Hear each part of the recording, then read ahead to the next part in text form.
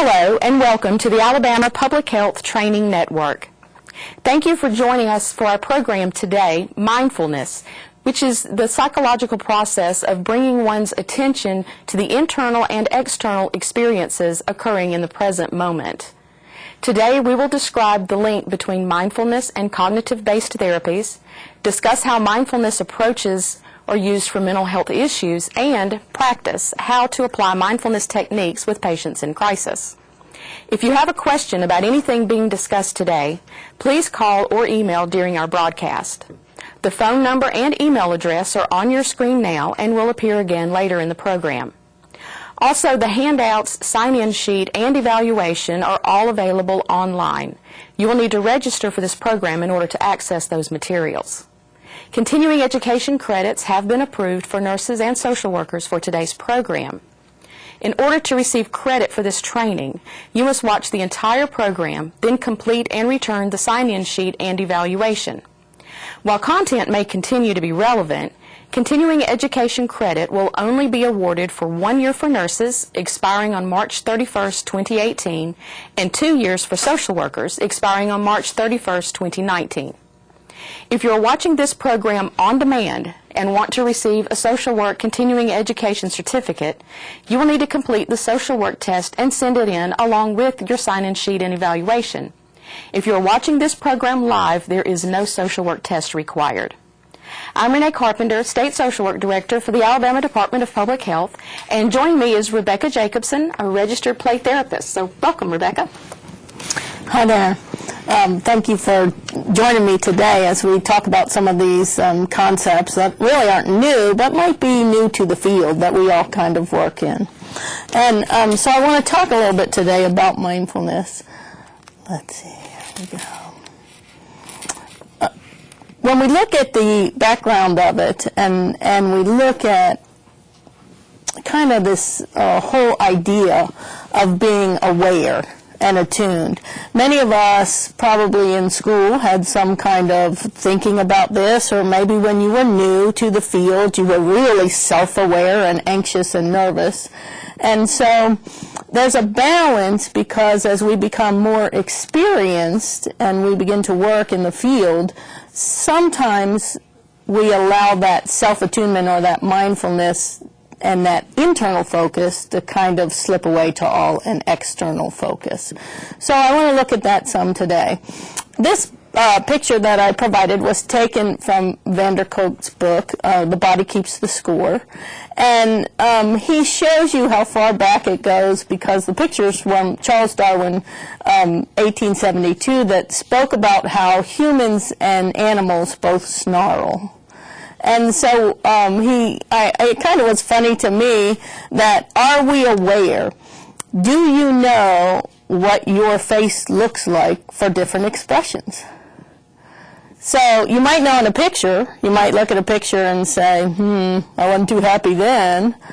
But are you aware? Are you aware of what you're communicating through your facial, through your body movements, through these things that become a habit for us that we're really not aware of? When I do briefs on anger management, oftentimes I tell people we're kind of trapped in that child who's angry, because people rarely teach children how to handle anger. They tell them, don't do it. Get that smirk off your face. They'll usually say something that would indicate that they're aware, but when you think about it and you think about your own history, who told you, now you're angry, and I know you're angry, so here's what you need to do? And so we find out no one teaches us how to handle anger. And so, again, anger goes on into adulthood doing what? Much the same behaviors, modified a little, faces, storming out and not talking, those kind of things, throwing tantrums, although we do socially acceptable tantrums when we get older. And so, but we really think about, so that's just one example of an emotion that kind of evolves, and we don't have self-awareness Do you know what you look like when you're angry? Do you know what you look like when you're frustrated? Now, probably the other people around you, because my own children, boy, they can look at mom's face and know who, but a lot of times, so this is kind of where we're going to go when we think about this today, is looking at what are some of those things that we automatically do that we're not really aware of. And so when we look at the way back, mindfulness definition, where it first started to emerge was with yoga and meditation. And so it came out of a field that from Buddhism and meditation, and kind of had more of a maybe religious or spiritual connotation to it. And I think I don't want to discount or go down that road at all, because there is that form that people practice, but there's also a level of self-awareness or self-attunement. And so we took again the term metacognition, so that it didn't sound so spiritual, or and said, and you probably heard about this in all of your schoolwork that you took to get to this place. So that conscious knowledge of your own character, feelings, motives, and desires. That's the thinking component. So you may be aware of when you're starting to get irritated. And if you had any kind of psychology background at all, what comes first, the thought or the feeling? Does the feeling come first, or does the thought come first? I don't have an answer to that. If you were looking for one, this is the wrong workshop. But if you really think, and just kind of reflect here for a minute on metacognition, do you feel angry and then think, I'm angry? Or do you encounter something and think, this is just really annoying me, and your emotion follows? I think it's probably a reciprocal relationship that, once again, occurs very rapidly. And so I always encourage people to feel, go ahead and feel, but don't act. Okay? So I tell my kids, I tell clients, I tell people that I work with, feelings are not wrong, behavior is. And oftentimes we move from feelings to behavior and skip the whole metacognition thing in between, without really thinking about thinking. And so kind of what we want to talk today, and hopefully you'll get out of this, is how do you think about things? Do you emote first? Do you think first? Have you ever considered that process? Are you aware of what your triggers are? And that's more external when we talk to people about triggers and environmental triggers or anger triggers or those kind of things. And so, have you stopped to think about how these processes take place in your own life? Many of us are so busy that no, we do not. We've fallen into maybe a professional mode. That's work mode. That's, we get in the mode, get in the Dr. J mode, get moving in the mode, and we become a process. And so it's a little step back to say, what's going on with me? So I'll do this periodically throughout this. So if you stop right now and just look at what you're thinking, I wish this was over. I hate CEU workshops. I don't know. No, but you really think about just totally be present in your own body. What is your breathing? What is your thought processes? What is your level of anxiety? What is your level of calm? What are all these things? How tight is your neck right now? How stiff and how tight? If you just stop and focus on these muscles in your neck right now. Are you tensed up? Are you, those kind of things we don't think about. We just go on and on and on. And so sometimes at the end of the day, our neck is stiff, or we have a headache. And again, we haven't been mindful. We've just allowed the whole work process to take place without much level of self-attunement. And so these terms are out there, and as our field grows, we want to take the best of what we know academically and apply it. And oftentimes I talk about this, about if we were in cooking school, you would have to learn the recipes and know all the ingredients, and you go to cooking school and you learn from the academic. But then when you go out in the field, in our business, whether you're counselors or social workers, you're tasting the soup and trying to figure out what's in it. Now, you really couldn't do that if you didn't have the book knowledge and the background knowledge. But when you work with people, we have a lot of information, we have a lot of academics, we keep those all up, and we need to, and that's important. But then when we begin to do what we do, we're really working backwards. So we have to do some quick assessment. We have to figure out what's going on with this individual. So we're really tasting the soup and figuring out those ingredients. And so that's what we want to begin to pull it together, because if you go to cooking school and you go out and do the tasting, then you sort of emerge with your own style of cooking, right? That has a little mix of this and a little mix of that, and yeah, we know the basic ingredients, and I think that's a lot of what we do as well. And so we can take from these different areas and really begin to take care of our needs, our client needs, by putting this all together. Self-awareness, again, another academic kind of term, but it's the knowledge of your own character, feelings, and motives. Do you have a clear perception of your personality? Does it change? I use a lot of times Plato as an example of personality. The very cool thing about Plato is it's stable and flexible all at the same time.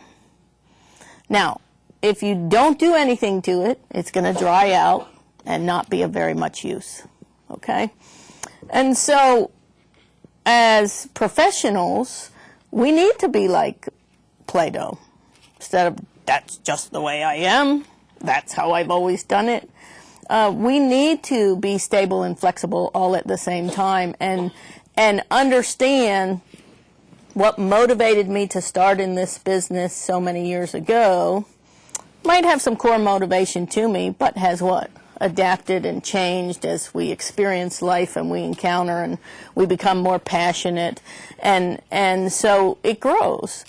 So do you know that? Now, if I was to sit here and ask you, what brought you to the field? Regardless of when, what brought you to the field? And is the field what you thought it was? Anybody?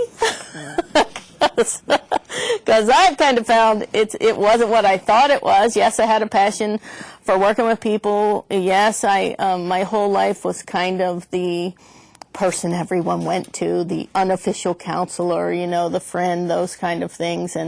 And so, yeah, over time, I do this. I could probably make money at this. And, I went to school and but then I found out there's so much more to it. And then we find out about boundaries and self-care and vicarious trauma and all these other things that go along with all that we do. And now we stop and say, your self-awareness allows you to understand other people, but do you understand how you have changed since you started in this field? Do you understand? And we don't stop a lot and think, because most of us do. We're doers. We're out there doing. And then we go home and we do for our family. So we're pretty performance-based. So we get home and knock out all the family things. And then we fall into bed and make mental notes as we sleep, some of us. And then what? Get up the next day and do again. So this is an opportunity to say, what is the reciprocal relationship of this profession on you? So you started out one thing, goals, desires, objectives. You probably had some balance in your life at that time. You may still. And so what are you now from what you began? And are you really aware of it? So when we all began, we didn't know the negatives, right? We only saw the positives. We might not have kept going if we knew all the negatives that come with this kind of thing. How do you carry your negatives? Just like nobody taught you to handle anger. How do you carry your negatives in the profession? Are you aware of that? What are they? Are you losing sleep at night? So self-awareness, and again, we'll kind of bring all these things together, but as we start to look at the components of this, how other people perceive you versus how you perceive yourself. So that to me is really pretty interesting. So I brought a little activity for those of you. I'm going to show you if you're not here in the room with us, but those in the room. And if you're not in the room with us, you can do this. It's an activity you can easily do. So I brought a piece of paper, and it says, people in my world. Now, obviously, we do this with clients, but this is a little opportunity for you to think about. So it's a circle, and in the circle there are several lines drawn just randomly. If you draw a circle on your paper, use almost the whole page if you're not sitting here in the room with this. And in the circle, draw some random lines so you have about 10 to 12 sections. Okay, it doesn't have to be perfect, doesn't have to be equal triangles. It's just kind of a puzzle piece circle. With spaces in it. In those spaces now, I would just like you to put initials. Okay, we don't have to do too much disclosure. We're not about that. We're all in the disclosure profession, but we're certainly not about it. So. But in the circle, I'd like you to put initials of people in your world. Okay, I'm not going to limit that, but put the initials of people that are in your world. People you deal with all the time. You should be able to come up with 10 to 12 people you deal with all the time. Just their initials, please. No names, in case somebody might know them.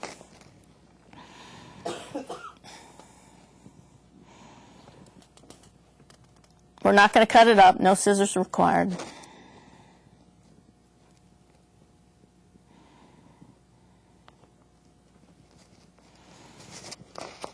If you don't know 12 people, you're working too much, okay? Just let me tell you.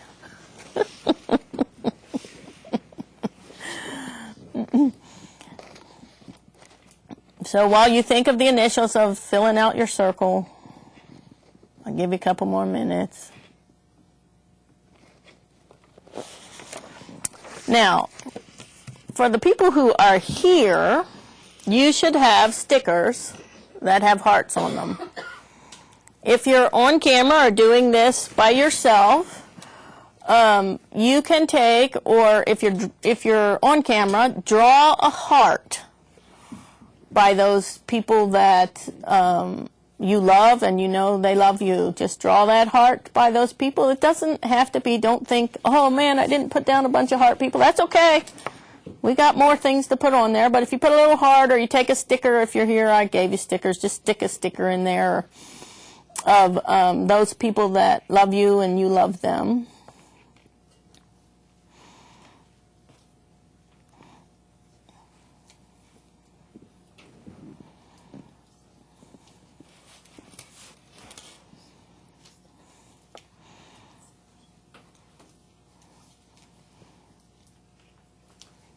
Just give you a minute or two to put your stickers.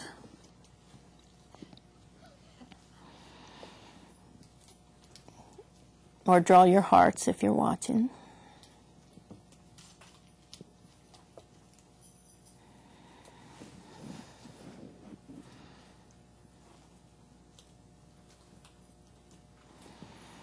So, we got stickers. Now, the next set of stickers you should have are animals. well, they're probably in any order on the table. But if you're drawing, you can use a bee and just draw a little bee if you want to, because this sticker, the animals, they're wild animals on the stickers for those of you who might not be able to see it, or a bee indicates things that are cuddly but can also hurt you. And a bee makes honey but can also sting you. And so most of us have people in our life, this is, again, that's why we just put initials, but there are people in our life that bring both positive and negative. And so you can draw a little bee if you prefer, because you cannot get honey unless you deal with a bee, but at the same time you might get stung.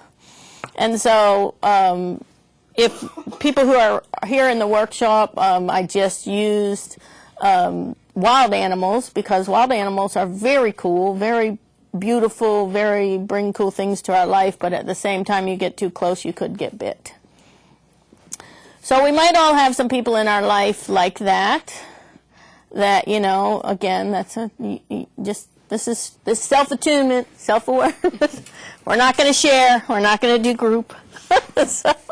So you can think about these people in your life that might be both. They bring both good, but they also bring potential. And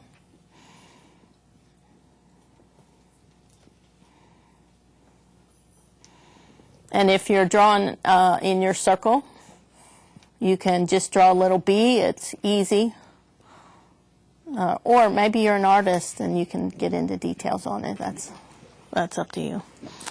Okay, I have stickers here with me that are skull and crossbones. Okay, now you may or may not, and I'll take this to how we use it with other people, but skull and crossbones have burned you or have left a mark on you, and again, it can represent anything. Don't put too much in it, except that we know sometimes we keep people in our life that we know are not necessarily good for us. And so that's what it kind of represents. You might not have any in your little inner circle, and that's okay, but you might. And so that's why we're doing this, is mindfulness, self-attunement, self-awareness.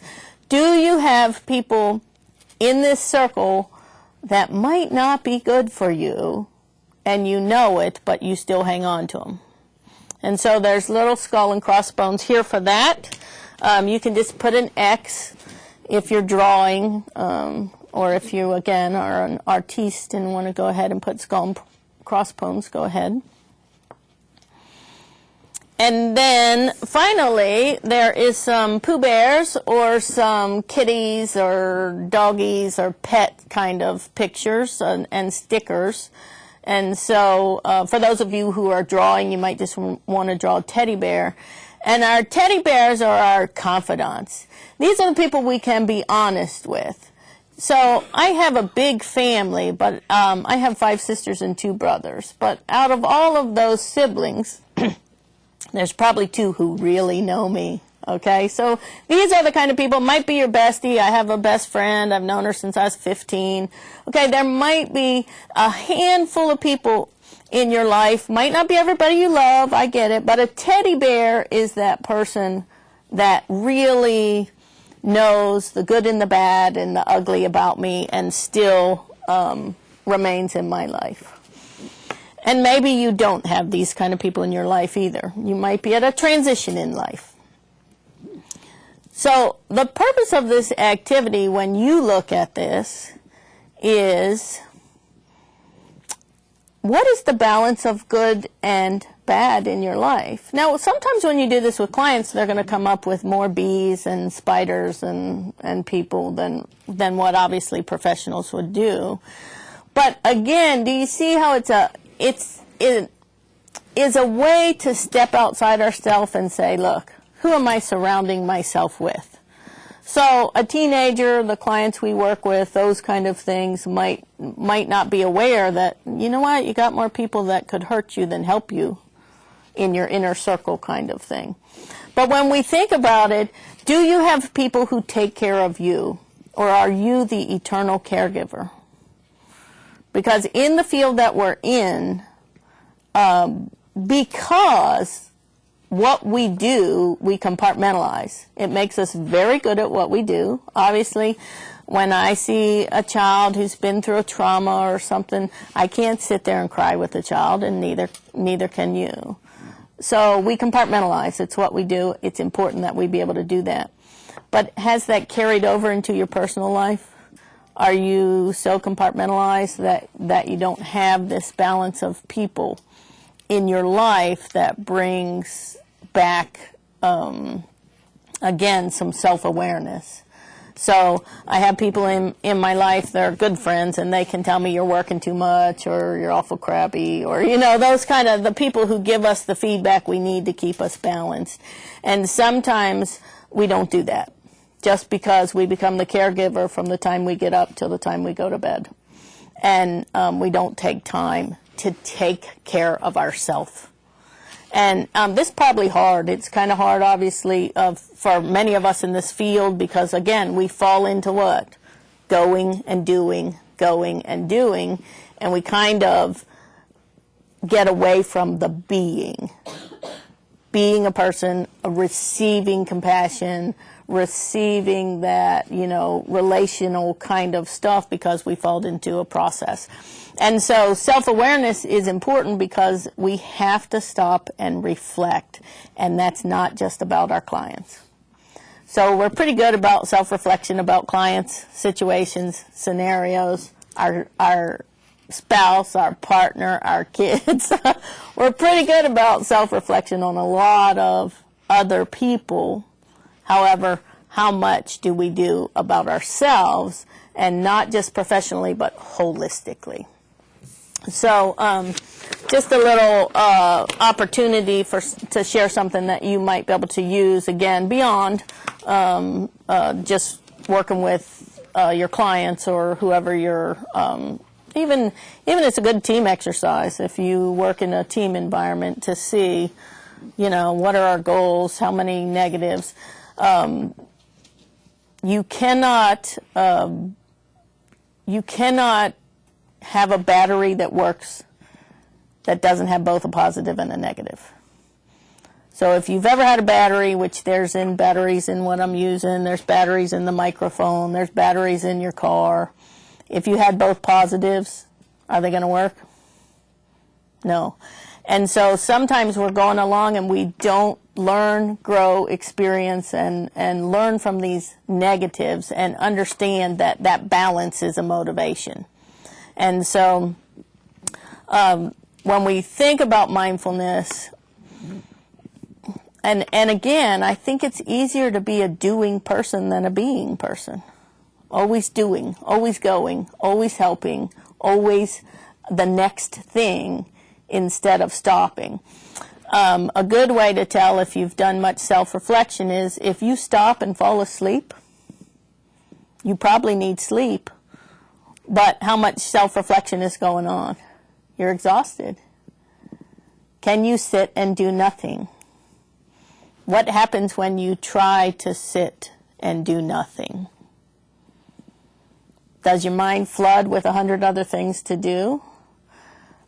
Can you sit and do nothing? I make a habit, and again, I had to work through all this stuff myself, folks. I'd love to tell you that somehow I don't encounter these things in my daily life, but unfortunately sometimes I get real busy and I'm a doing person and not a being person.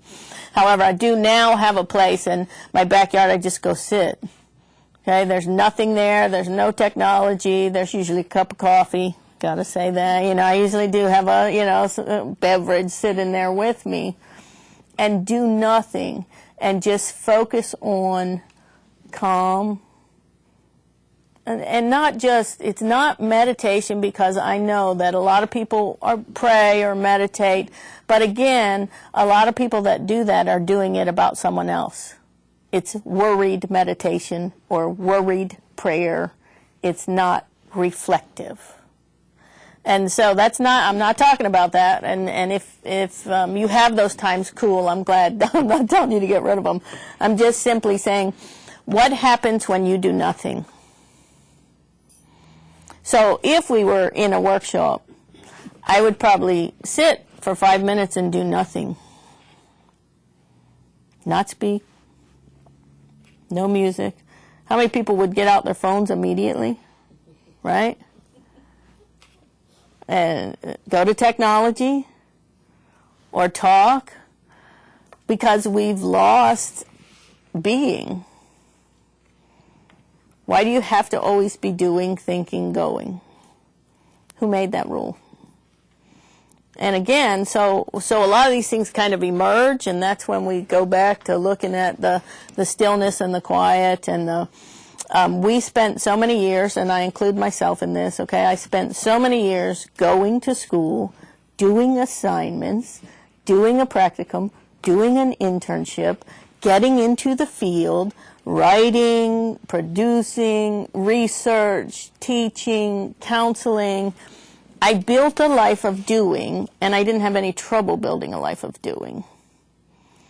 But I did not build a life of being. And whoever comes up to you and says, you do so much around here, just go take a half hour and do nothing. And if they told you to take a half hour and do nothing, you would run errands, okay? Right? You wouldn't just go sit and be still and not. And so when we look at this, I think it's important because we have anxious clients. We deal with a lot of bad stuff. When do you self-refresh? When do you restore? When do you become mindful of just being? So I tell people a lot, I like back. That's really who I am. My kids have never called me Dr. J, and they never will. Right? So we get this whole life of doing, and we kind of forget sometimes just about the being. So mindfulness and self-awareness, there are ways that we can stop and reflect on us and not just always reflect on others. Okay, self-regulation. You may have heard this term. Dr. Bruce Perry, if you can go to his workshops, they're outstanding as well. Because a lot of people in the field are coming back to the issue of how much we're giving physically. Okay, so it's going to, the whole premise of the body keeps the score is all this doing takes something from us physically because we don't build the being side of it. And so we don't build the refreshment side of it. So self-regulation, again, they just give this organization and regulating yourself without intervention from external bodies. Core strengths, essential part of healthy emotional development is that we can regulate. So nobody needs to regulate joy and happiness, right? Anybody need to regulate? No, I've just had too much joy. I think I'll just go be depressed for a week. I don't know. We don't have to regulate the good stuff. Given what we do, we manage the bad stuff. And so again, self-regulation, I would probably say my self-regulation is at a pace that's way too high. That gives you too many things to do. So if we flipped the paper over that I said, and I ask you, what do you do in a day? That you could probably fill that paper up pretty doggone quick, I would imagine. It wouldn't take much time to fill that up. And then I ask, what do you do that feeds being? So what every single day would you describe as being? So yoga is focused, right? So they're just focused on a moment, and it's really exercise. It's a doing as well, but it's still focused. And so what do you do that becomes a part of your being? How do you feed who you are, not what you do? So if I ask you, how do you feed what you do? Look, we're all feeding what we do. We're doing CEUs. We're always feeding what we do. How do you feed who you are? So who are you apart from doing? So if I was to go, for example, and one of the ways that I work with clients and I remind myself is, who were you at 5 years old? Okay, so take a moment. It'd probably take me more than a moment because it's been a long time since I was 5 years old, but you know, I can dig out the deep recesses of my mind. When you were 5 years old, what did you care about? Not a whole lot, right? Okay. It's a trick question. No, we really didn't care about. If somebody said draw, you said, okay, let's draw, right? Somebody said run, you ran. Let's go play. If somebody said, can you dance? What did you say? Oh, yes. And then you proceed, look, ask a 5-year-old if they can dance, all right? They're not going to say, why, yes, I can. I took lessons, right? They're just going to jump around and say, yeah, I can dance. So that abandonment of who you are, where did that go? Why did we put a bunch of rules? Because now we're talking about being, okay? We're stepping out of, we're talking about mindfulness. And look, you put in all the academics, you put in all the cognition, you put in all the, we all know the doing kind of aspect. But a lot of times when we work with people, they've lost the being. They've really lost the back or the whomever. And so when we think about this, how do we get reconnected to a being and not a doing? And so some of this mindfulness comes down to, okay, some of them can't go back to 5. Some of them have bad childhoods. They can't remember anything from their childhood as well. So we can go to a happy, carefree time.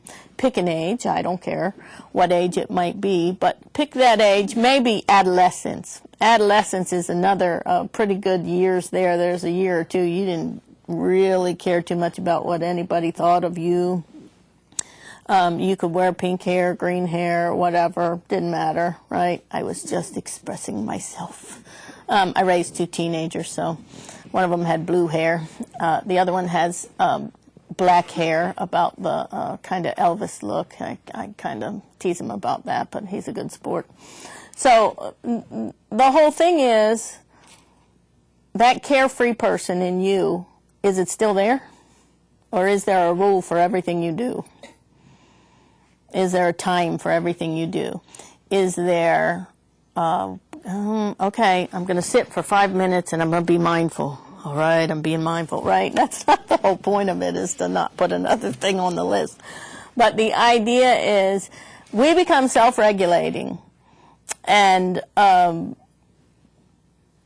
lot of self-regulation starts with external regulation.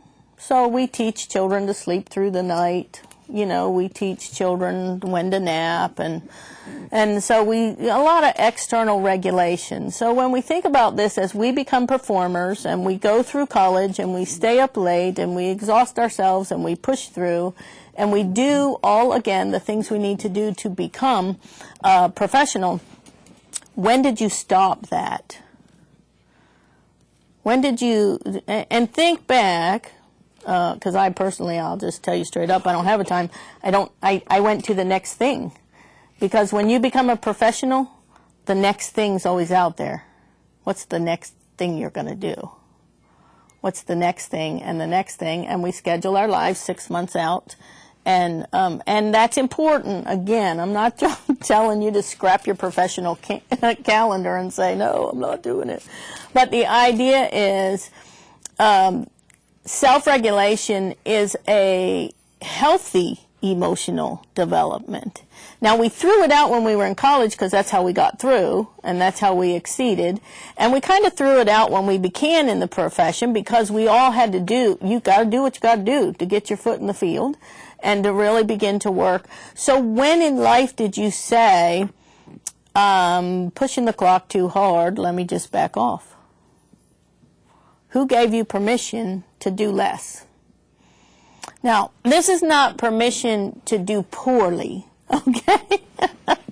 Just in case my kids catch a thing this any way, shape, or form, this is not permission to do poorly. This is simply permission to what? Do less. Who gives you permission to do less? Who teaches you how to professionally say, my plate is full? Did you have a class on that? I did not. Okay. So when we think about that, what kind of regulation is happening between your being and doing? Okay, so you understand when I say doing, I'm talking about your professional life, right? We all have that. And then our professional life sometimes bleeds into our family life, and I'll talk about that as we move forward here a little bit towards the end. But again, when we're looking at this, who sets your schedule? Is life running you, or are you running your life? And until we take this time to be mindful and see. Now, when my boys were little, they're now 28 and 22 years old, but when they were little, I would schedule time to play with them. Okay, this meant I would not answer the phone. I would not, this was their focused playtime. And so when I played with them, I was focused on them. I was, not going to run, do this, that, or the other. And I would schedule time and play with them. That was an example of what? Life was not going to run me. I'm going to run life. I'm going to play, and I'm just going to focus on my children. That doesn't happen if we don't do it. So whether you're, again, that's just an example of raising children, but if you do not take time out of your life, who's going to give you permission to take time out? This kind of we get on this snowball roll of professionalism, and it's important. Please don't misinterpret anything that I'm saying, that, look, when I do my professional life, I am doing it very well, and I'm doing it to the best of my ability. But I have learned finally when to stop doing and take time for being. And I think that's kind of what is so important for us as professionals. It'll keep us working a whole lot longer in the field. Self-attunement. Howard Gardner brought this up many years ago, and if you've never read Gardner's 7 Types of Intelligence, great read. Again, if you get some of your life back from working all the time.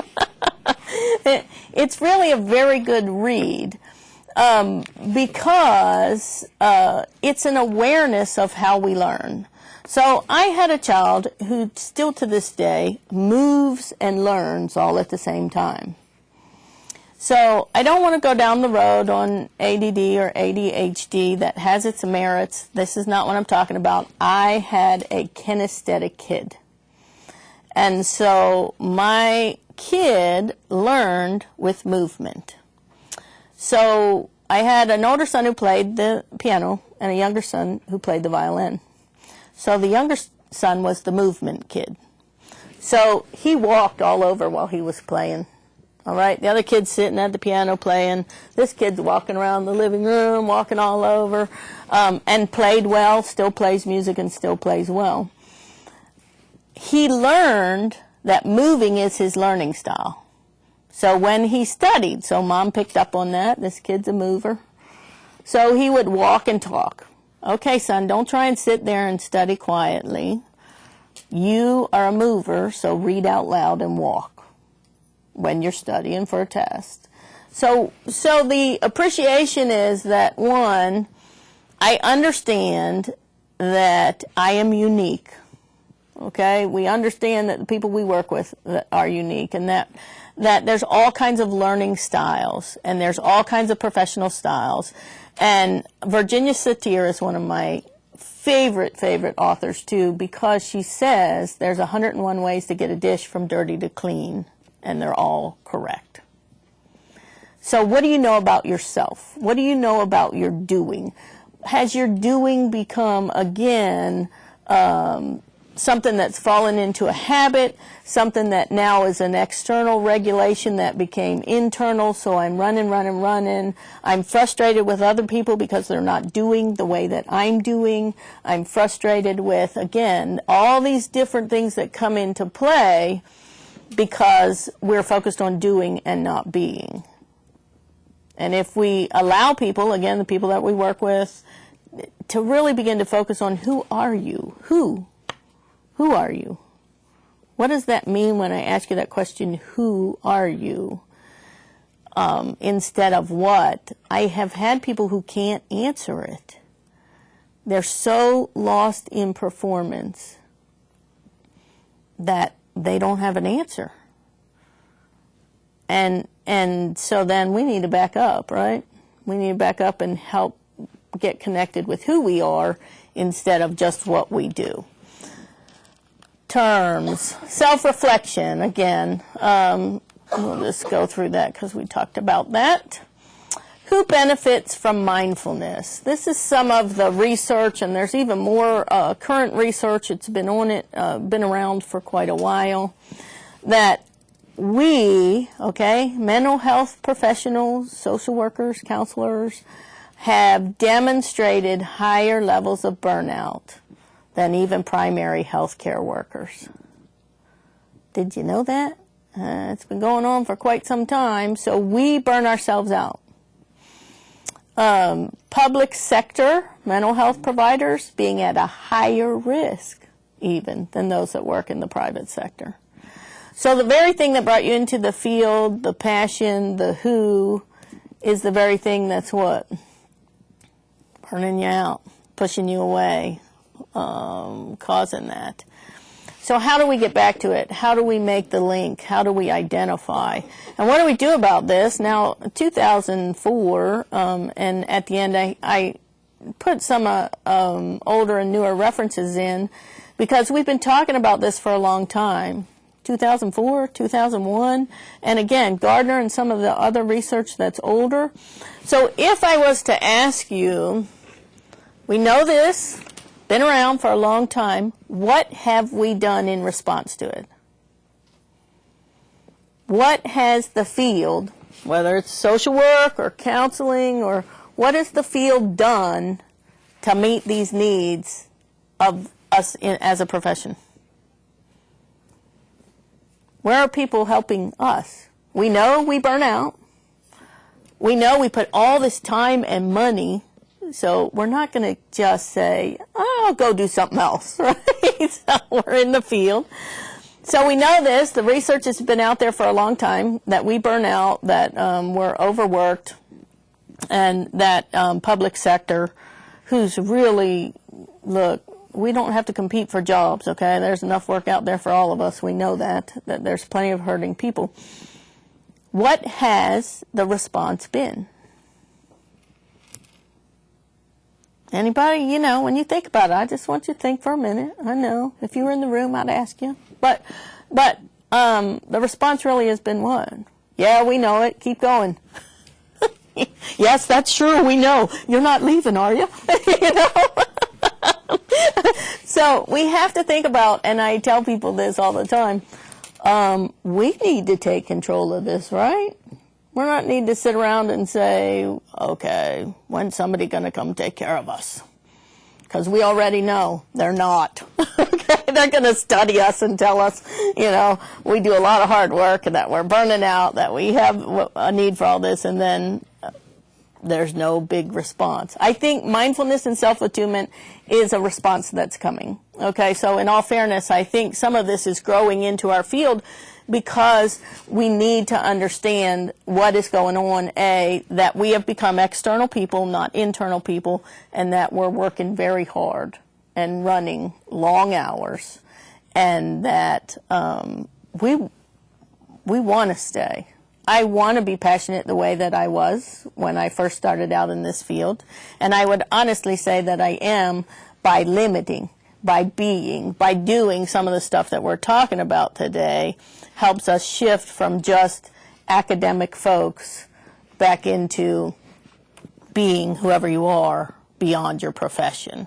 And so it should empower some of your passions. Do you want to stop it right on top of the hour? That'll be fine. Okay, so you get a break, and then you can go drink a pot of coffee, I guess. I don't know, whatever it is you need to get through the rest of this. Mindfulness is seen as an important foundation and component of compassion. And so they're telling us that compassion and mindfulness basically have a reciprocal relationship. So when, again, you started out, and some of you might be starting out in this, so kudos, learn this now instead of way down the road. So if mindfulness and compassion have this reciprocal relationship, when you started in this field, you were probably self-aware. You probably were self-attuned without anybody telling you the terms. You probably were what? Mindful, because you're really focused on the client. Think about when you were, you know, when you were starting out, when you were new to the field. You were worried about whether you were doing a good job, if you knew enough, if you're ready for this. But all of those ingredients created what? Some level of mindfulness, because that's what made you compassionate. That's what made you leave the work at work, go home. You'd have probably a supervisor or supervision to sort of detox with, and then once you did that, you felt better, right? Because you handed the kind of stress of the day, you shared the stress of the day, handed it off. Now you can't do that. Who do you share the stress of the day with? Because we can't just go home and talk about what we do. Now we go home and say, oh, it was a tough day, it was that kind of thing. If we go to a colleague and we talk about what we do, we end up doing, well, yeah, I'd do this, or maybe you ought to try that. Or so what happens to our relaxation? Okay? Turns into work. because then we share the case, we share ideas, we share what to do, so our stress just what? We just shared stress, and we go home with the same amount of stress that we just talked about. And so the idea is, if you will work on this mindfulness, and as we look at this, as we build mindfulness and self-attunement and being back into our lifestyle, guess what? We'll be more compassionate. We'll have some boundaries set up. We'll be more focused on mom or dad or partner or whoever. We'll be able to be in the moment, so that when I'm with my family and not split between my family and what I got to do tomorrow or the next day or those kind of things. And you're smart people. You didn't get here unless, you did the work, and you really can't buy your way into this field, and who would want to, right? It's a passionate kind of field. And so you have the ability to reclaim this. And that's what I really like about a lot of the research is showing, that when we start to engage in these practices and we start to set up the boundaries and we start to take care of ourselves, we're going to see what? Our compassion, our satisfaction with what we do come back into our doing, because we fed our being. And so we start to see that.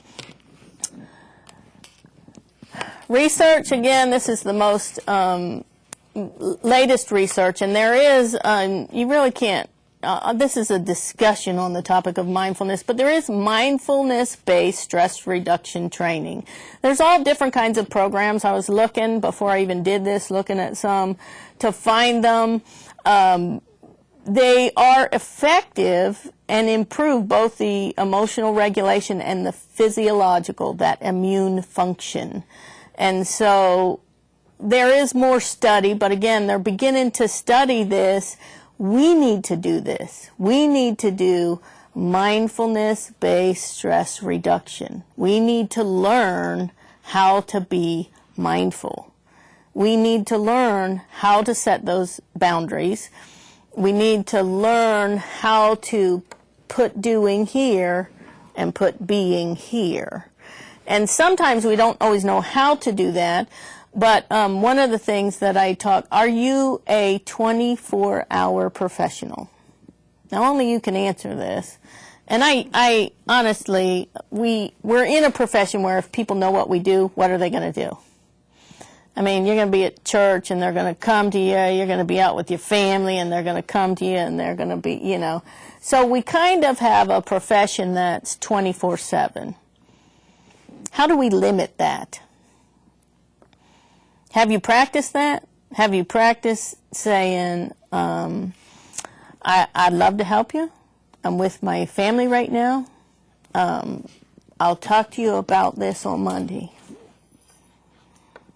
Because most of the time we kick right into the professional mode, right? And so we put our family on hold, we put other things on hold, we put ourselves on hold by being a 24-hour professional. That's not being mindful. Mindfulness says, I need to be back. I need to be mom. I need to be, look, not Dr. J 24/7. I had some of this when I was out with my family, and again, somebody came up when, you know, you teach for 15 years in the town, a lot of people know you. And I would finally say to people, now, if you see me out, I'm with my family. So I would have to start putting them limitations on clients, on different things, and say, you know, when you see me out, I'm with my family. That's who I want to focus on.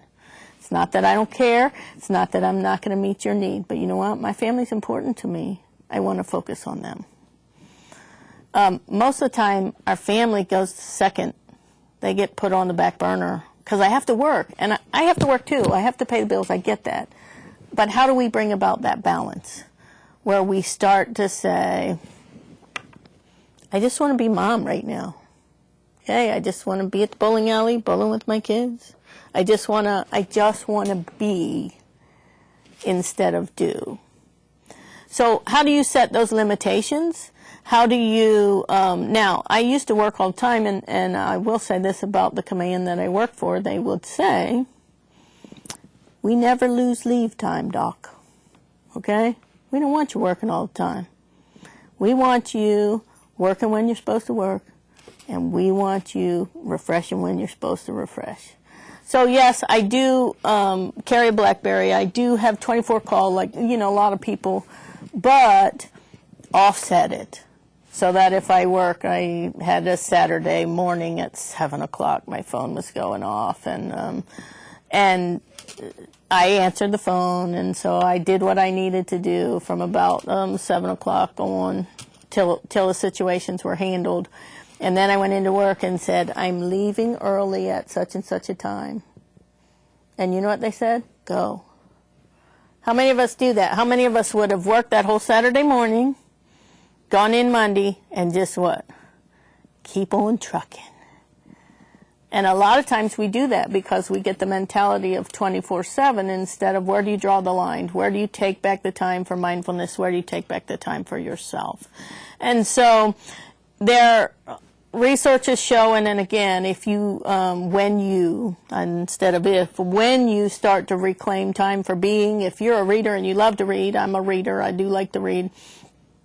The Body Keeps the Score by Vandercote, it is in the references. It's excellent. It talks a lot about what is going on physiologically with us, with clients, with trauma, with a lot of different things, and how we need to get our body, our spirit, our emotions, get all these things in alignment so that we come back to being and not just doing. So you ready for a break now? I'm ready for a break. They probably are. Okay. Well, we're going to take a 10-minute break, and when we come back, you will see the email address. If you have questions, go ahead and send those in. And also, you'll be able to call in your questions if you would rather get your questions answered that way. So we'll see you in about 10 minutes.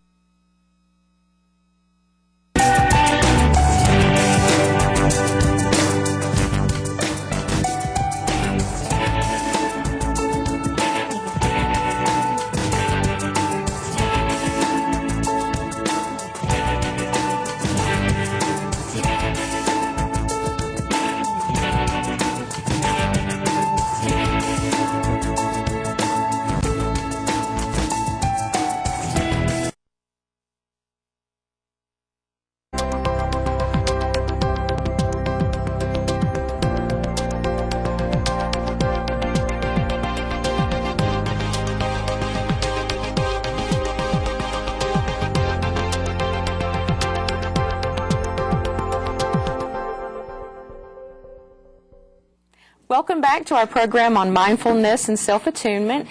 And I want to remind you, if you have any questions, please go ahead and email those in or go ahead and call them in. So Dr. J, back to you. I'm going to click on to the next slide. Another research that, we try and base everything in talks about this self-compassion and mindfulness intervention, self-judgment, isolation, and over-identification. I think those are the academic terms for what we've already been talking about. If we are totally professional, if I lived my life as Dr. J. Now, people call me that in jest, in friendship, and that means a lot of things, and that's okay. I don't really have a problem with that. I don't want my children feeling like all I am is Dr. J. I don't want that to overshadow their importance to me.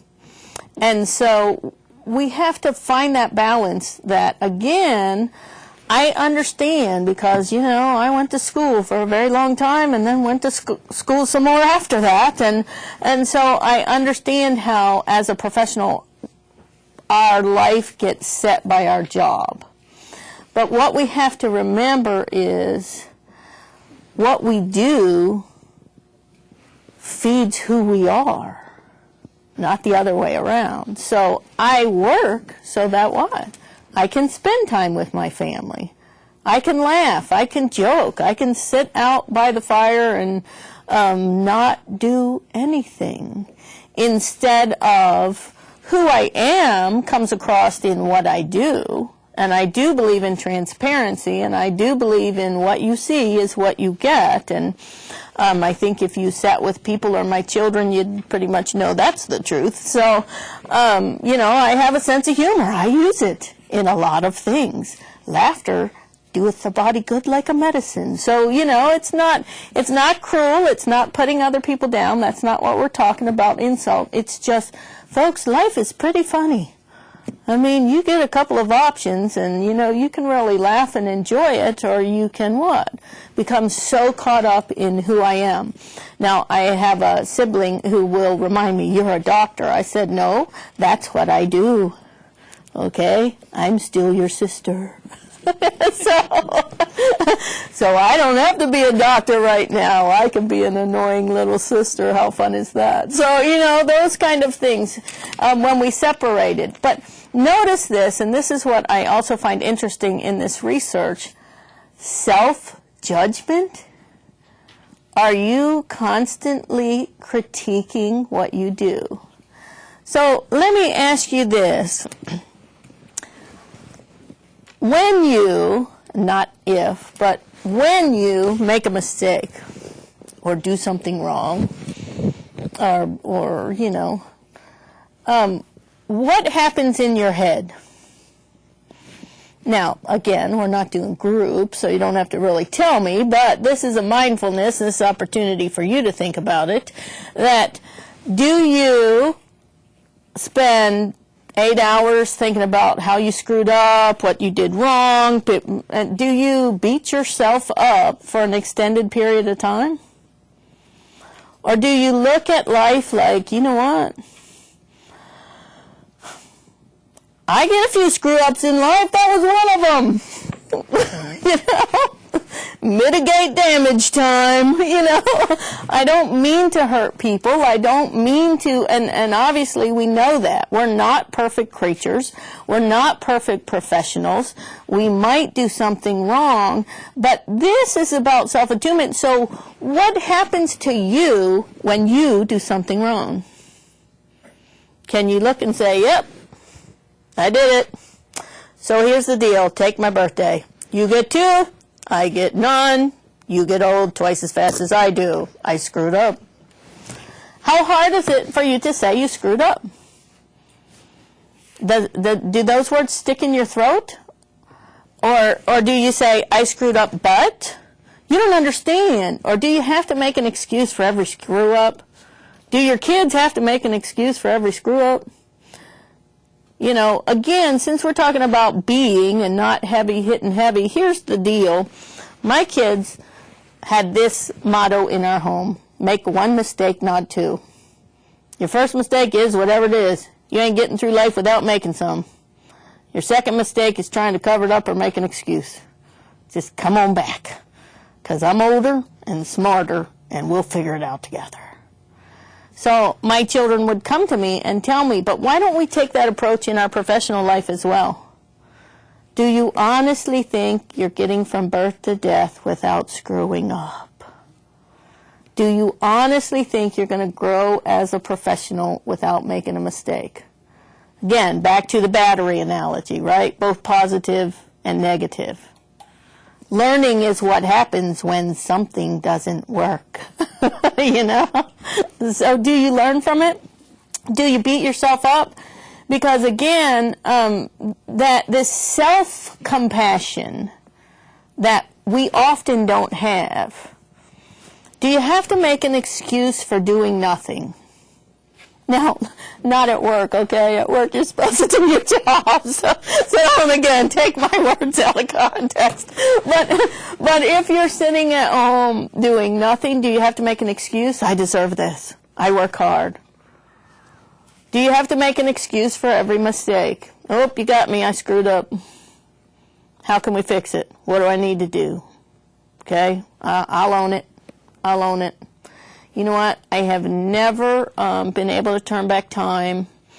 I'm not sure because, like, you know, I keep my hair colored, so I really don't know if I'm getting gray hairs over every mistake I made. And if I am, oh well, I can color them too. And, you know, the idea is we're not paying attention to this, folks. We are the helping profession. We are the caring profession. We are the caregivers. And we're not taking care of ourselves. We're not being mindful. We're not being self-attuned. We're not using self-compassion. We do isolate when we, instead of just saying, you know, I think I blew it. I think I messed that up. What do we need to do? Right? What do? We fret about it, we pull back, we withdraw. Sometimes we try and fix it ourselves instead of saying, I think I got this one wrong. I need somebody to help me out here. Those kind of things. So internally, what goes on inside of you? Because I think, you know, we know how to handle the positives. These are some of the negatives. And nobody's going to be able to answer this for you. And again, we did this, remember, at the very beginning. Who are the people in your life, not just in your personal life, but in your professional life that you could go to and say, you know, I think I got this wrong. I need some help here. You know, I think I might have messed this up. Do you do that? And why not? Why are we so compassionate to strangers, to our clients, to our other professionals, and we're not to ourselves, our families, and the people in our immediate circle? Because we're spent. So I believe you only have so much emotional energy and so much focused cognition. And if we spend it all on our clients, what does our family get at the end of the day? Do you go home with such enthusiasm that you face a client with? And we're all guilty, okay? I'm guilty as well. But I have, again, used a lot of this to reverse that. So that when I'm with my kids, I am focused. When I'm with my family, I can laugh. When I do nothing, I'm not ruminating about all the things I have to do. They'll wait. They'll be there. Our work is eternal. Okay? I don't know if you believe in eternity or not, but if you're in this field, your work is eternal. Okay, I've never woken up saying there's nothing to do today. Got it all covered. You know? So we have to take care of ourselves. I'll move along because I am horrendous with slides. I hate to tell y'all, in case you didn't notice that. All right, just again some recognizing that in order to fully experience, we must be mindful. We cannot just dismiss mindfulness and self-attunement, avoid, repress, not just painful feelings, but become over-identified with them. A lot of times you know this, frustration, anger, a lot of things we turn inward, or we take it home and spew it out when we get home because the day was so bad, or because we're frustrated, because sometimes we're middlemen. Okay, and middlemen can be the most frustrating things, where we know what needs done, but we're powerless to do it.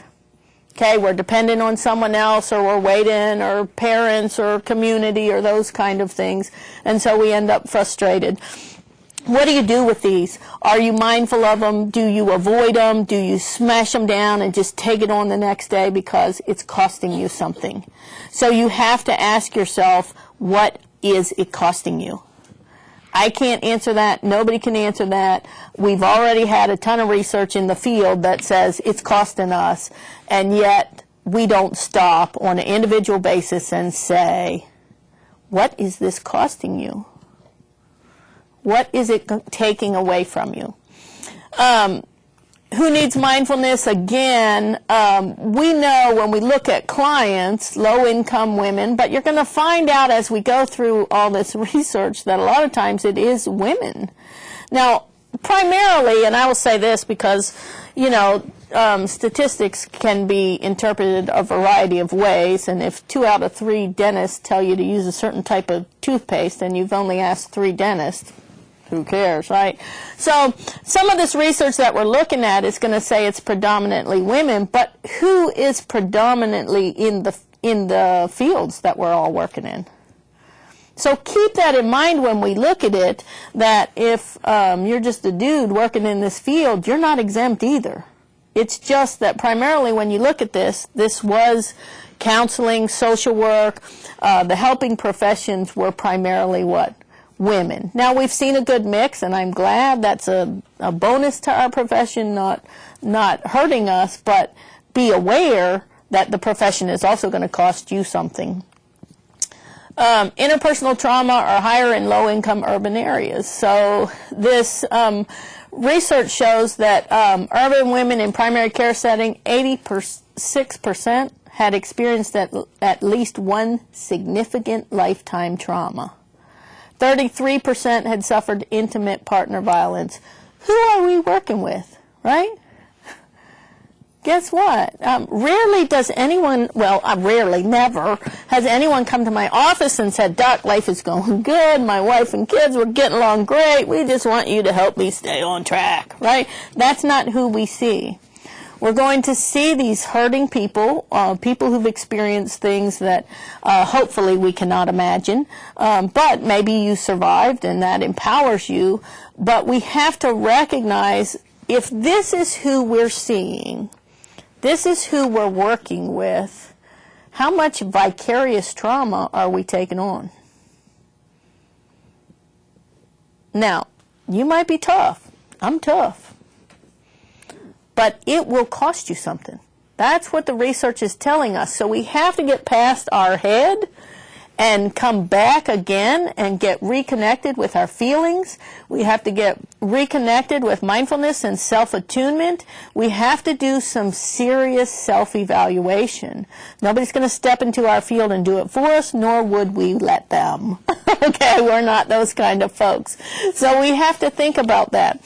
So if we're working with clients who have this, younger age, inpatient work setting. Oh, look, social work background. You guys get your own line. All right, greater caseloads. I'd really like to know what greater caseload is, okay? What is lesser caseload? Maybe that's the question we should be asking. What is a lesser caseload? All predictors of compassion fatigue and burnout, and negative predictors of compassion satisfaction. So if I was to pass a paper around and say, what do you do for self-compassion? You can't answer, what is self-compassion? Okay, that's not allowed. Right?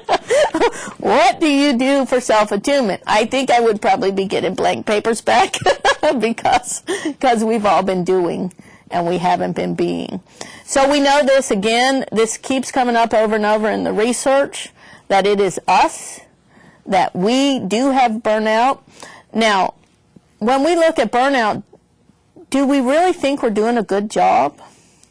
Now, I have met a number of individuals, great folks, okay, but they will say, Doc, I know I'm burnout, but I got to pay the bills, okay? I no judgment in my comments here at all, because I get it. We all have to pay the bills. But do you really get paid more for all this extra investment you're giving? And this is not about the dollar sign. Don't take that as, let's go all march out and say we want to get more money, because more money means more work. So how do you balance how much you're going to give? So I had a great mentor when I started out in this, and I was sitting down with him and I was going through, and he said, listen to me, Beck. If you get $1,000, do $1,000 job and do it well. But if you get $1,000, don't do a $2,000 job, because it's costing you. Okay, again, I'm not talking about your quality of work, that means poor performance. We're not talking about that. But how many of you are working beyond the clock? Because you choose to. Okay, not because anybody makes you, but because you choose to. Check an email, answering the cell phone, going 24/7 because you choose to. Pay me now or pay me later, folks. One thing that I really had to learn, particularly when you work with people in crisis and trauma, not natural disaster, not imminent, those kind of things, but there's a lot of people who live in chaos, and they're not losing one night of sleep over their life. Why should I? Okay? They live that chaos. Now, I'm a compassionate person. My heart breaks when I see the littles, and, you've seen it too, when they're not living in a condition that is less than what I could give them. And again, we have to be careful about that, because sometimes we judge them by our standards and not by, there's very caring people that live in lower SES, this. So don't, again, take this to mean something other than what it is. But people who live in chaos are used to it. They sleep fine. And I'm sitting up at night figuring out how I'm going to help them. Do you do that? Now, I don't do it anymore. Okay, I learned that. That's one thing that I really had to learn. This isn't critical for them. It's only critical for me. Okay, so I am going to get them a need, or find their needs and make an assessment and meet their needs. But do you hear what I'm saying? Because we are those kind of people where we're going to sit up looking for an answer, figuring it out. Oh, maybe if I call so-and-so. And so beyond the clock, you're working.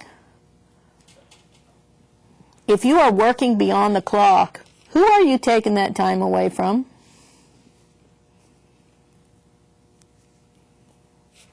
Because you got people, you made a circle. You got people who love and care about you, right? You all had somebody on there, like, I didn't see any empty papers. Maybe there's a few out there. We'll talk later. But no, the reality is what? You have people who love and care about you. If your work is taking time away from them, is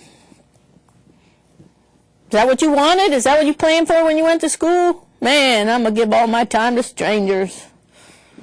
I'm going to think about strangers when I'm at home. But, and I know it's comical, but don't we do that? I mean, really, don't we do that? That's what. And we don't stop and think that when we're working beyond the day's work hours, we are taking it away from somebody else. All right? You got 24 hours just like I do. When I work beyond the clock, I am taking time away from someone else. Are you mindful of that? Or do you expect them to keep paying too? Because now 2 people are paying for your job, not 1. Or 4, or however many. So, something just to think about. Empathy is a trait that we all have. The thing about this character trait is it's the very one that makes us good at what we do and sucks up all our private time. So again, we have to be aware, this is good. I can be empathetic, I can understand, I can put myself in their shoes, I can, we've been doing this for a while, especially those that you've been working. And so this very same thing, and I put Figley in there from 95 because it's important to know again, how long is that? How long have we known this? If he came up with compassion fatigue in 1995 and was talking about it before then, let's see, 95, 2000, 2005, oh, there's 10 years, right? 2010, 2015. So for 20 years, we've been doing research telling us that we get compassion fatigue and burnout, and our response has been, keep going. Keep on going, man. Yeah, we know you're going to burn out, but, just keep going till you do. We've got to change, and our field has to change from within. We can't sit around and wait for somebody to bring that change to us or, again, make sure somebody else does it. And so we need to bring these characteristics in. The stress-reported symptoms helping professionals have. Now, you don't have to put your hand up or call in or whatever, but intrusive secondary trauma-related thoughts or memories. Now, we all have the kid or the client or whatever that sticks with us. I still remember a few, just heartbreaking, love them to death kind of mix of clients. But I don't lose sleep over them. I know I did what I could do. I know I met the need at the moment. Did that change their life? I don't know. We don't get that answer. We don't ever we're in a field where we touch people's lives and no kudos are ever given. Because the people we help don't come back, right? They don't need to. They're not supposed to. So they don't send you a note later on 10 years down the road, thanks, Dr. J, you really helped me out. Right, they don't do that. So we have these things that we have to recognize when you're out there and you're making this difference. What's going on in your head?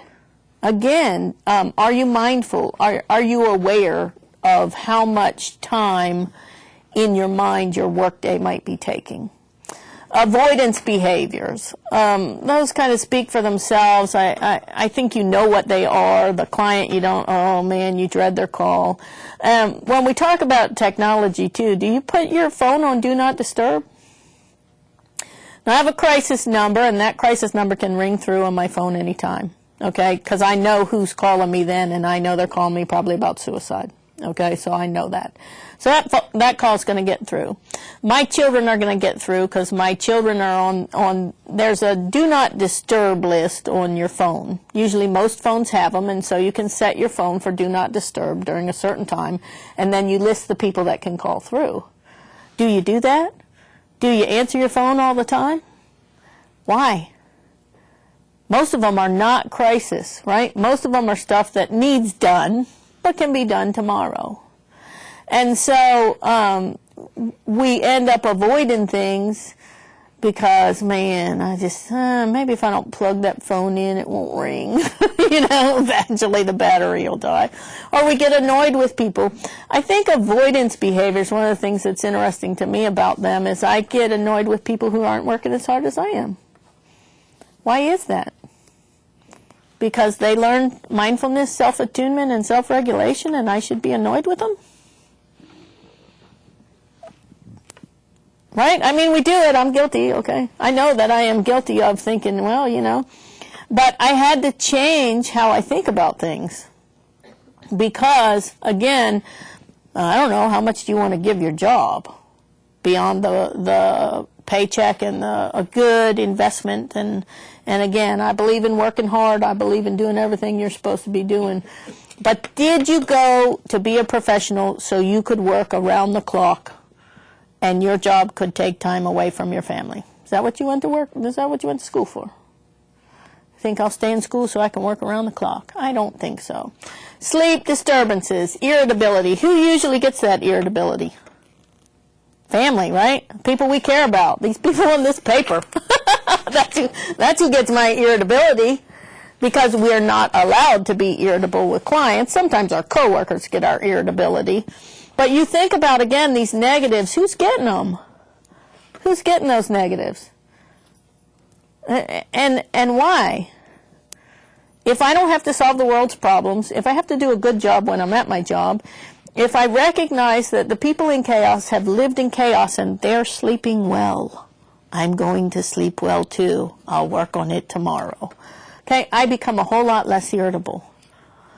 And disassociation is really the reason I put that up there is what I talked about is this emotional separation.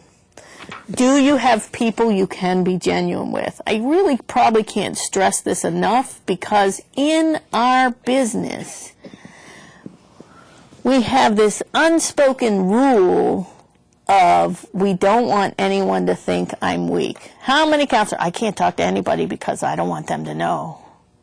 I don't want them to know. So we're in a profession where we encourage people to get the help they need, to be open, to be genuine, to share your genuine feelings with me, and yet we do not do it because we don't want anyone to see we're weak.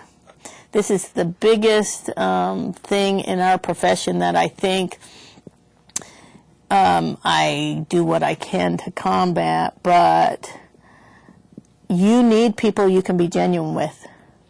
Okay, you need to. I remember, and it's been more than one occasion, so I don't have to think. Look, I deal with suicide. Okay, that's what I do when I work with the Alabama National Guard.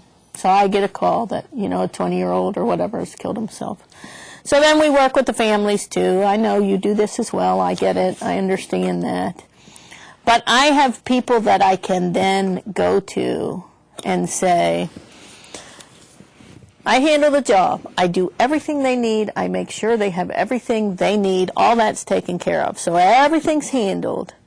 Then I can go and have just a couple of people that I can be broken with and say, somebody's burying their kid.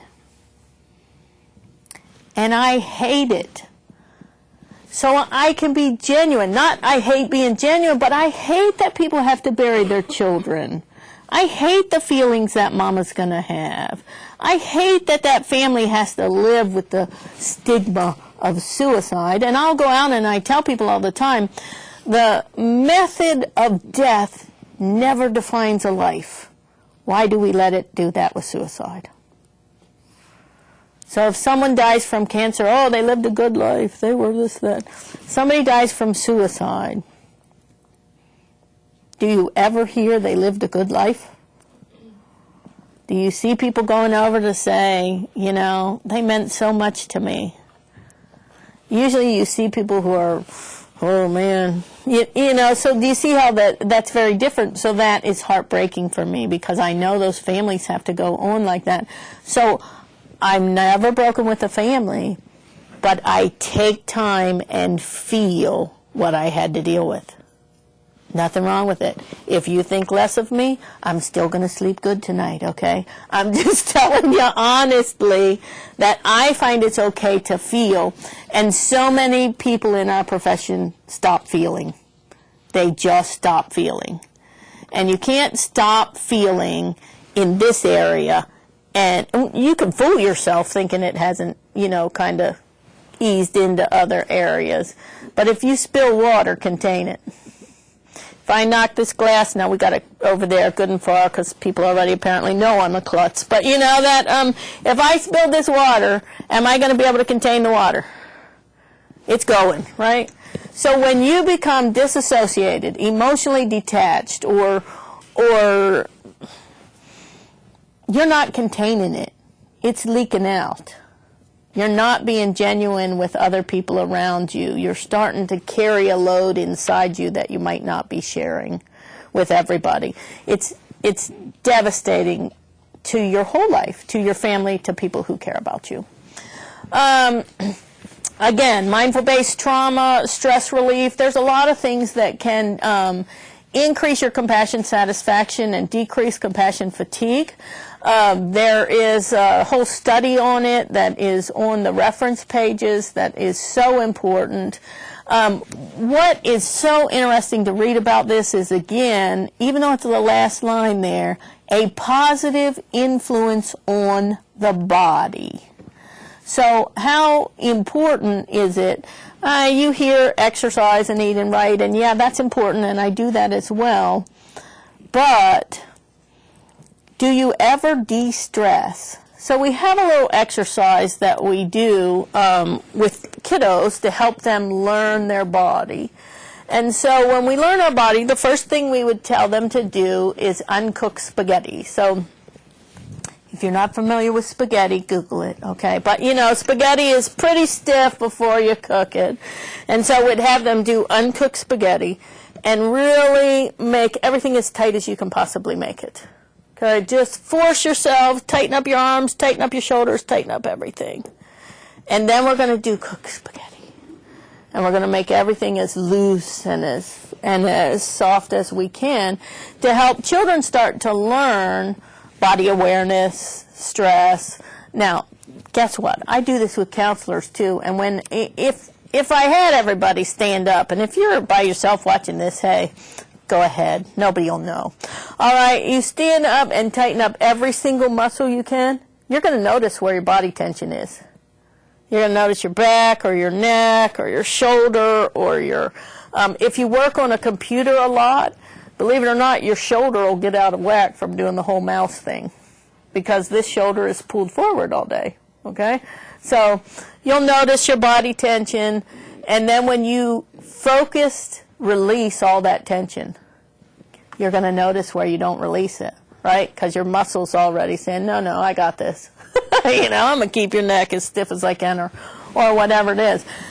So by doing mindfulness, if you're sitting on your back porch or you're doing mindfulness, guess what? There's a physiological effect of stress relief. We all hear, if you watch any kind of TV, about what corticosteroids, what do they do to you? Belly fat, stubborn belly fat, because stress makes you fat. So there's some, what are we thinking? Oh, when we make those things because we're all stressed out.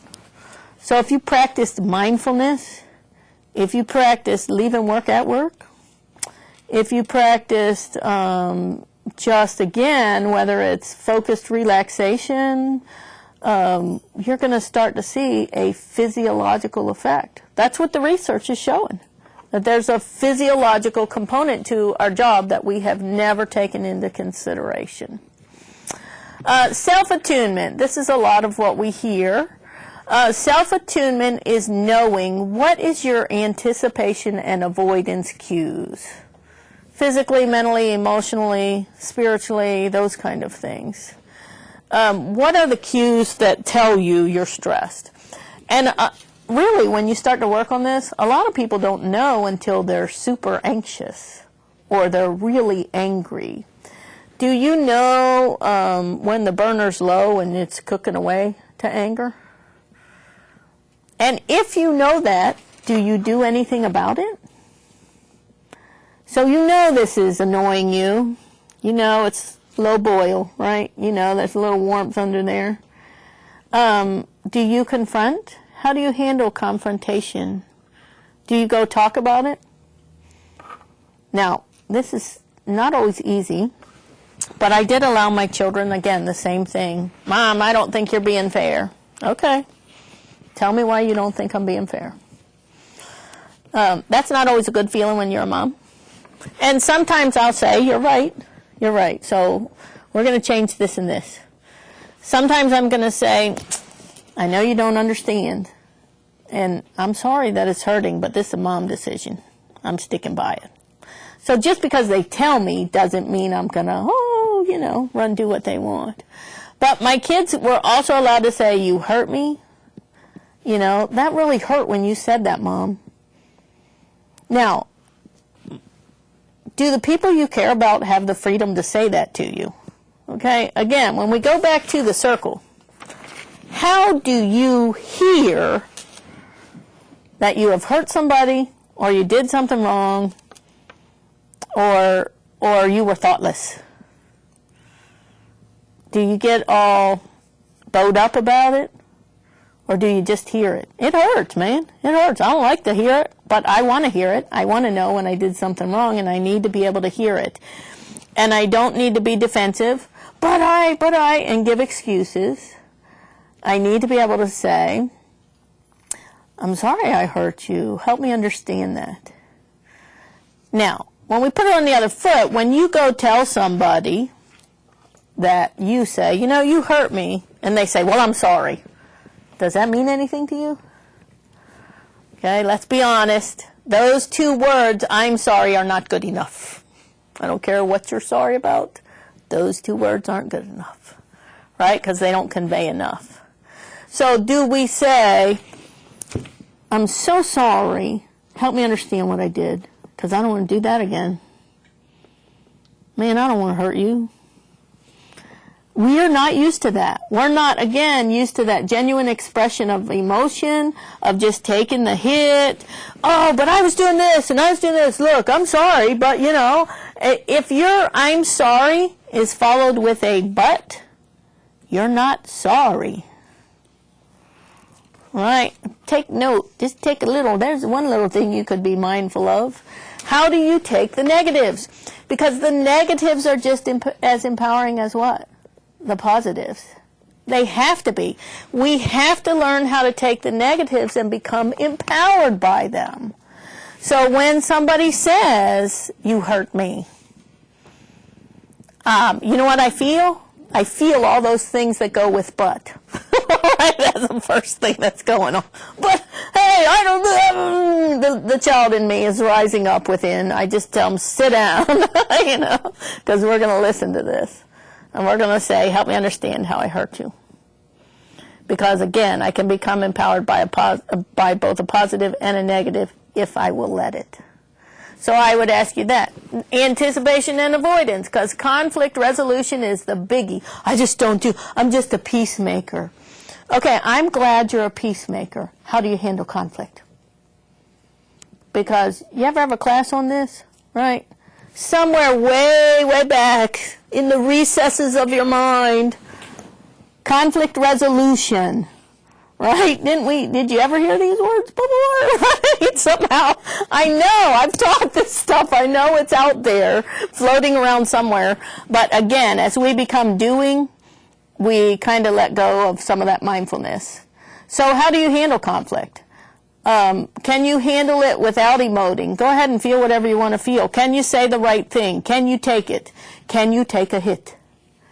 Because if you think about any kind of sports, the first thing they learn to do is what? Fall, take a hit, right? In order to be strong, you got to do what? When you're playing football, you better be able to take a hit, right? If you're boxing, you better be able to take a hit. Anybody that becomes great in a sport knows how to take a hit. So if you want to be effective as a professional and in your personal life, you probably need to learn how to take a hit. And just take it and learn from it and grow and learn to say those words, I didn't mean to do that. I'm sorry. Help me understand what I did. What are you going to lose by doing that? What evaporates by saying, yep, man, I didn't mean to do that. But once again, we think somehow we're professionals, we don't make mistakes, we're counselors, we're social workers, we're all these people that have all these skills, and somewhere along the way we forgot how to take a hit, because that negative will build us as much as a positive. Again, self-attunement. Do you do slow, deep breathing? Can you do that? Do you do relaxation techniques, visualization techniques? I prefer my visualization techniques on the beach, okay? That's just so much easier to do visualization when you're standing by the ocean. But really, do you think about what are the positive things and how much time do you spend thinking about them? Do you escape to go to a positive world on occasion? When you're really frustrated, can you take some deep breathing and go somewhere else? I have an app on my phone, and I'm not promoting any particular one, but Breathe to Relax is a free downloadable app. Fitbit, which I wear, tells me, has deep breathing, 2-minute relaxation. Sometimes I ignore it, but you know, the idea is we need those reminders to what? Relax. When do you take it? When do you do a stretch? I've built in the habit of getting up from my computer. I work in an armory, so I'll get up from my computer once an hour and go out and walk the drill hall, do 3 laps, and go back to my computer. Okay, when I go out there and just walk, it's just, again, it's just what? A break. I'm not thinking about work. I'm not thinking, I know when I go out there, I'm doing what? Just disconnect for a few minutes. Tina Turner's a good thought for me. You know, just something that takes me completely out. I try and do the mindfulness of stretching, of breathing, of relaxation, make my laps around the drill hall and go back to my desk. And I'm what? Refreshed. And I'm probably more productive because we all know we have them stare at the computer. What was I doing moments? You know, why not use them to start building in some of these mindfulness techniques? It's not about taking an hour out of your day. If you can do that, fabulous. I can't. But I can take 15 minutes and sit on my back porch. I take time in the morning when I start my day. Yes, I get up a little bit earlier, but I want to focus. I want that self-care time. I want that. It's just 15 minutes at the beginning of the day. I take it when I go home from work too. Okay, I want to leave work. I need to downshift. I'm not going to check emails. I told you, I know when the one number rings through, I'll get it because that's an emergency, but I'm not going to check emails and answer people and that kind of thing. Is work controlling you, or are you controlling work? What are you doing for your self-care? You have to acknowledge the reality. And these pictures are my family, by the way, just in case anybody's saying, my kids are weird, okay? But that was a pretty funny picture, so I stuck it in there. But the reality of dealing with loss, we deal with this all the time. And not just the loss of clients and situations. What is your job taking from you? We do emotional work, folks. We do cognitive work. We sometimes do strenuous physical work because we're going from here to there or whatever, and we're running a crazy schedule. So what is it taking from you? What is it costing you? What is your loss? What is your emotional turmoil? Are you staying up when clients are sleeping? Are you venting at your family and your kids? How do you handle the negatives, the no's, the hits?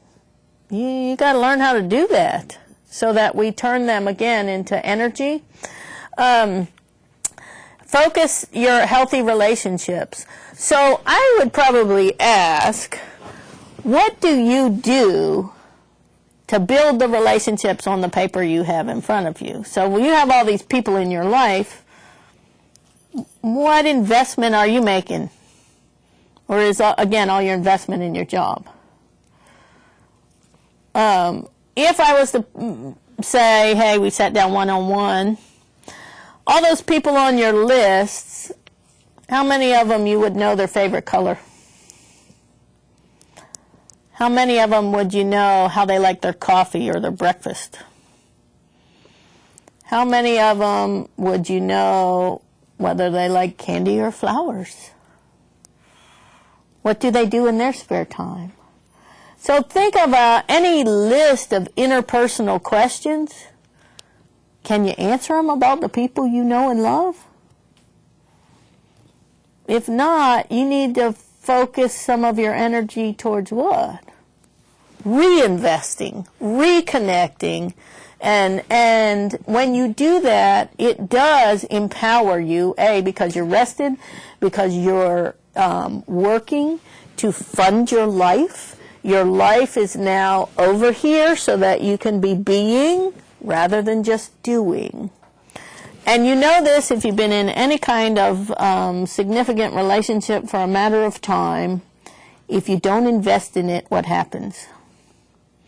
So people ask me all the time, my kids still come talk to me, they still like hanging out with me. I always count any time my adult children give me as a gift. Okay, I'm going to say that as honest I can. I love it when my son calls and says, Mom, you want to go to lunch? I love it. Anything my children give me is a gift because they have their own life now. They're grown, they're busy, they have their own life. And so I'm going to invest in that precious gift because we don't get a whole lot of it. Okay, one's married, the other one's about to graduate and take a job, and so they're at that stage. And many of you are past it. Some of you out there might be beginning it.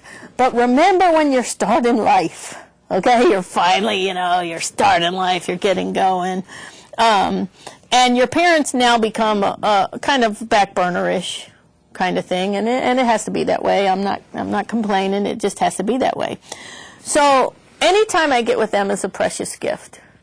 Anytime I get with my nieces and nephews who are also grown and they have littles, that is so cool to me. That's a precious gift, man. I love spending time with them. I don't want to be burnt out. I don't want to be exhausted. I don't want to be, no, I can't do that because I'm doing this, right? I want to manage all of my professional doing so that I can invest in being. So I can be Aunt Beck, so I can be Mom, so I can be whatever that life encompasses and the important people here. So this should be about being and not about doing. We can't always get there. I know that. And I know that sometimes life does crowd us. I get that too. I have a job. So I don't want you to take this as any kind of something else I have to do.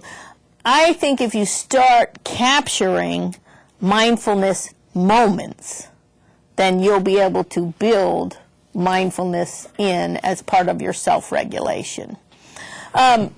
This is hard for people, again. They don't always do this. What are your emotional and physical reactions while you're at work? Are you aware of your breathing? Are you aware of your tightness? You probably know the people that annoy you. I get it. How often is it happening? Even if you use a calendar to notice all the negative feelings, how often are there negative feelings versus positive feelings, then maybe that's your style. Maybe that'll help you change it.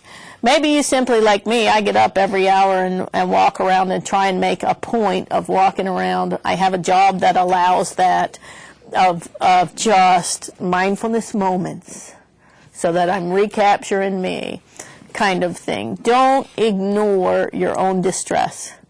If you're burnt out, find somebody you can tell. We all been there. Okay? If you're not burnt out and you know a colleague that is, be compassionate to them. Be that teddy bear. Be that, I get it. I keep your boundaries. I know you need your home time and your family time and all of that. But we need to start taking care of each other because we know what the other people in this profession are going through.